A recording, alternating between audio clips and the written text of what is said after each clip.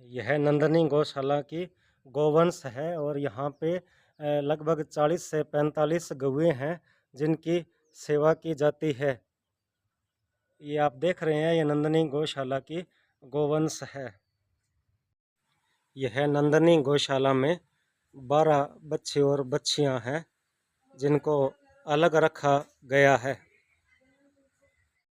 यह नंदनी गौशाला का रामादेवी गौ प्रशिक्षण केंद्र है जहाँ पे प्रशिक्षण दिया जाता है।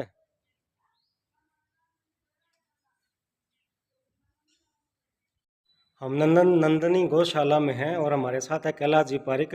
कैलाश जी, बताएं कब इस गौशाला की स्थापना हुई, कितनी गौएं आपके पास है और अब तक आपने क्या मतलब आगे इसमें किया नवाचार?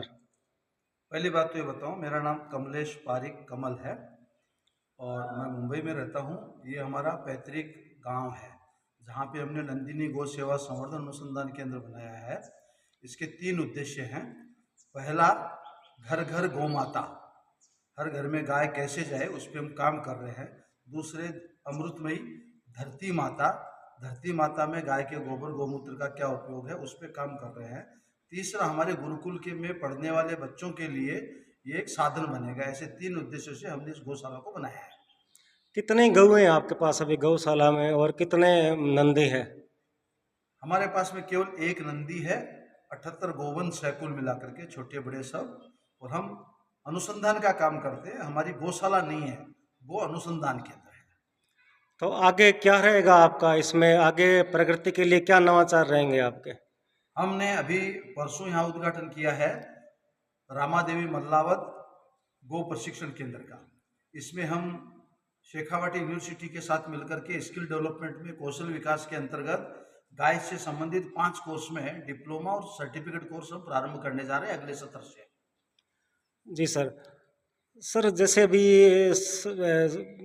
विवाद चल रहा है कि गौओं को, गौशाला को अनुदान देना, और सरकार कुछ गौशालाओं को दे रही है, कुछ को नहीं दे रही है, तो ये कहाँ तक ठीक है? अनुदान तो सबको देना चाहिए। हमारा तो ये मानना है कि अनुदान देने की आवश्यकता ही नहीं है। जिस प्रकार से सरकार अल्पसंख्यकों का, बाकी लोगों के धार्मिक स्थानों का, अध्ययन के स्थानों का अपना नियंत्रण नहीं रखती है, हमारा मांग है सनातन धर्म की गौशाला मंदिर को नियंत्रण से मुक्त करें। हमारे मंदिर सक्षम है हमारी गौशालाओं को चलाने के लिए, हिंदू समाज सक्षम है चलाने के लिए। अनावश्यक इंटरफेयर केवल बंद होना चाहिए। गौशालाओं की भूमि पे कब्जा नहीं होना चाहिए। गोचर की भूमि और मंदिरों की भूमि बचनी चाहिए। गाय ये देने वाली है, गाय मांगने वाली नहीं है। क्या गाय को राष्ट्र माता का दर्जा मिलना चाहिए, क्योंकि ये मांग प्रमुखता से उठ रही है अभी? हमें लगता है आप क्या नाम रखते हैं वो महत्वपूर्ण नहीं है, गाय बचनी चाहिए वो महत्वपूर्ण है। आप राष्ट्र माता का हो, राज्य माता का हो, या कुछ मत कहो, या राष्ट्रीय धरोहर को किसी भी नाम से कहो, लेकिन गाय माता के ऊपर, गोचर के ऊपर सरकारें जो जमीनें छीन रही हैं वो बंद होना चाहिए। गाय को चरने के लिए स्थान मिलना चाहिए, गाय को स्वस्थ भोजन मिलना चाहिए। यदि अनुदान एक को दे रहे हैं तो सभी गाय रखने वाले को मिलना चाहिए। उसमें किसी भी प्रकार की कंडीशन, इतनी गाय उतनी गाय, ये अकाउंट वगैरह नहीं होना चाहिए।